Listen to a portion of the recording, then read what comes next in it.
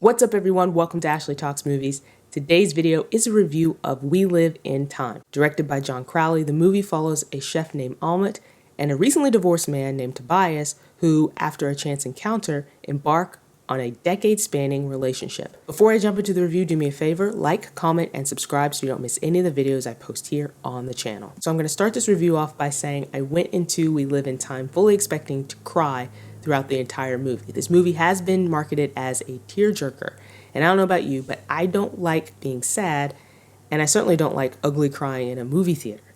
Thankfully though, We Live in Time isn't a sob fest. Now don't get me wrong, this movie has sad moments, very sad moments, but it also has some lighthearted moments. And so ultimately, it's this beautiful story about life, love, and making the most of our time here on Earth. We follow Almut, played by Florence Pugh, a talented up-and-coming chef who meets Tobias, played by Andrew Garfield, when she hits him with her car. It's the movie's meet cute moment.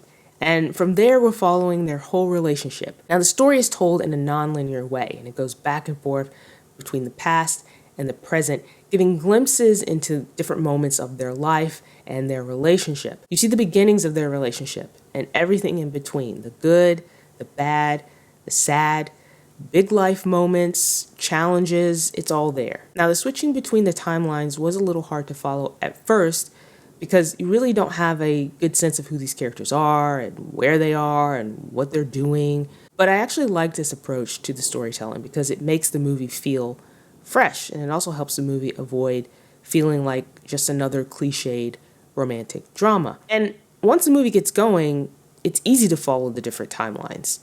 And I think it actually really helps this movie break up some of the heavier elements of the story by interjecting lighter moments or bits of levity in between, because you're going from some sad moment in the present to a happier moment in the past, or a sad moment in the past and a happier moment in the present. And I also think it helps with the pacing and moving the story along. Now, the performances here are fantastic, absolutely fantastic.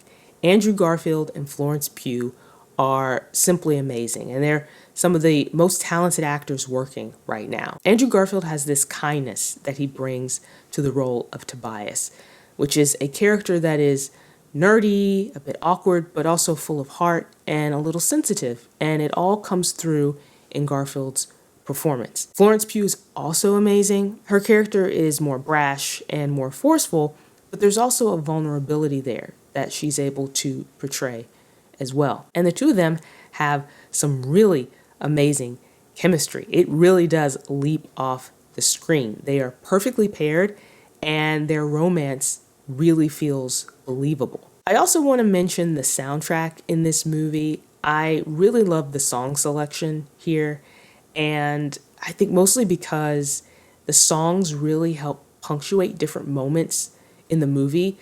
You know, different sad moments, different happy moments. There's a very reflective vibe that happens in this movie, and I think the music helps really amplify that. And it does feel like a soundtrack to a life. Now, even though I really enjoyed this movie and I thought it was beautiful and I thought the storytelling was great, I think where this movie falters is with Tobias.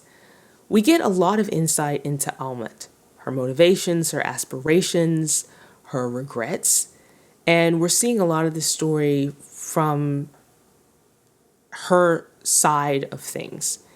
And we really don't get that same insight with Tobias. You know, most of what we see in terms of his motivations are centered around his relationship with Almut.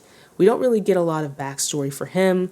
We don't really get to see, you know, aspects of his life outside of this relationship. And I really thought the movie could have explored that a little bit more. So my criticism of the character development here has nothing to do with Andrew Garfield's performance.